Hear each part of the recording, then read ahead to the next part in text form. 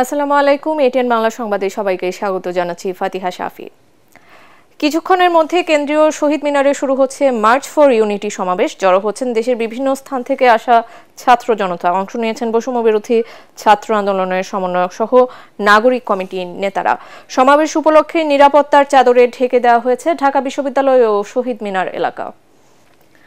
দর্শক, এই মুহূর্তে কেন্দ্রীয় শহীদ মিনারে আছেন সহকর্মী আদ্দিন সজীব। আমরা সরাসরি যুক্ত হচ্ছি তার কাছে।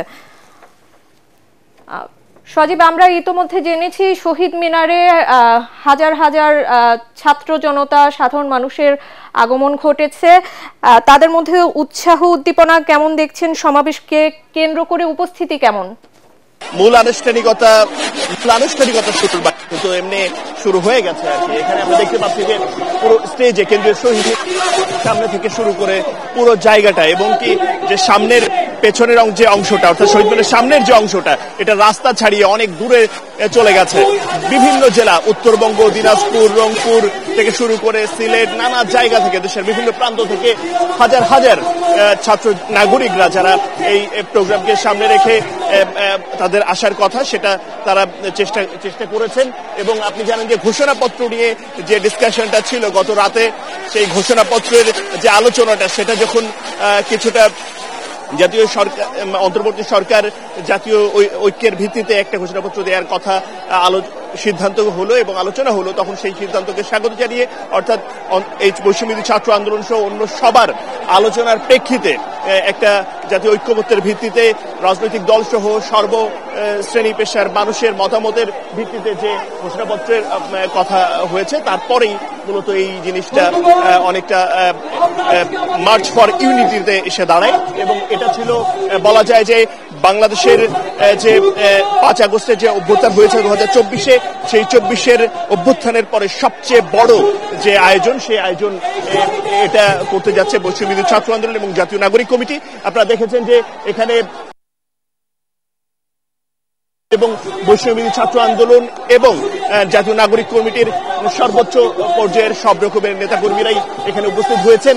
সেই সঙ্গে আমরা দেখতে পাচ্ছি যে শহীদ এবং আহতদের যে যারা পরিবারের সদস্যরা রয়েছেন, আহতরা রয়েছেন এবং শহীদ পরিবারের সদস্যরা, তাদেরকে ঠিক মানে তারাও এসে উপস্থিত হয়েছেন।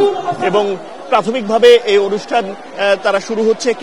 এখনো বিভিন্ন জেলা পর্যায়ের থেকে যে বিভিন্ন পর্যায় থেকে যারা এখানে বৈষম্যবিরোধী ছাত্র আন্দোলনের ডাকে আজকে সেখানে উপস্থিত হয়েছেন, তাদেরকে মূলত স্বাগত জানাচ্ছেন।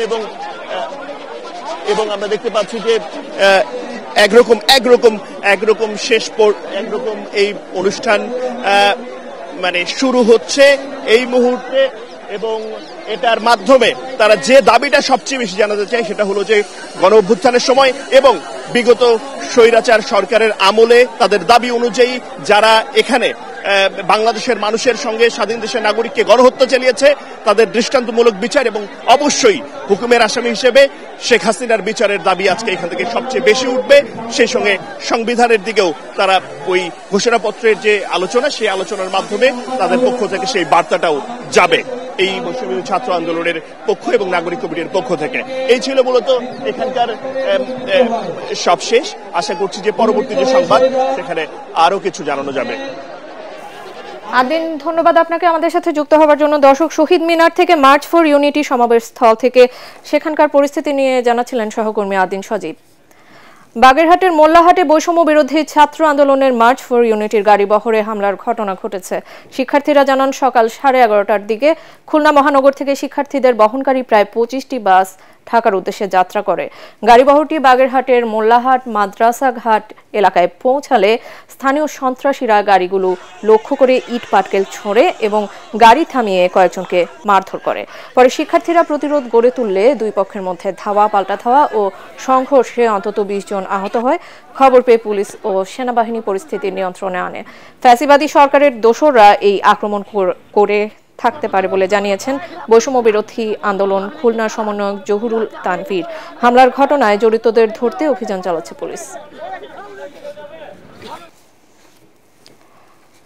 31st নাইটে অনুমতি ছাড়া উন্মুক্ত স্থানে সভা সমাবেশ, নাচ গান ও শোভাযাত্রা নিষিদ্ধ করেছে ডিএমপি। একই সাথে পরিবেশ দূষণ রোধে সব ধরনের পটকা ফোটানো ও ফানুস ওড়ানো নিষিদ্ধ করা হয়েছে। ডিএমপির এক মিডিয়া ব্রিফিংয়ে ডিএমপি কমিশনার শেখ সাজ্জাদ আলী জানান, 31 উপলক্ষে কোনো নিরাপত্তা ঝুঁকি নেই, তবে নিরাপত্তার চাদরে থাকবে রাজধানী। আতশবাজি, রকেট বোমা, ক্লাস্টার বোমা, পটকা ইত্যাদি যাতে নববর্ষ উপলক্ষে ব্যবহৃত না হয় সেই জন্য ঢাকা মেট্রোপলিটন পুলিশ অভিযান চালায়। পরবর্তী সংবাদ দেখার আমন্ত্রণ জানিয়ে এখনকার মতো শেষ করছি। এটিএন বাংলা সংবাদ ইউটিউবে দেখতে ব্রাউজ করুন, youtube/ATN Bangla News। ধন্যবাদ।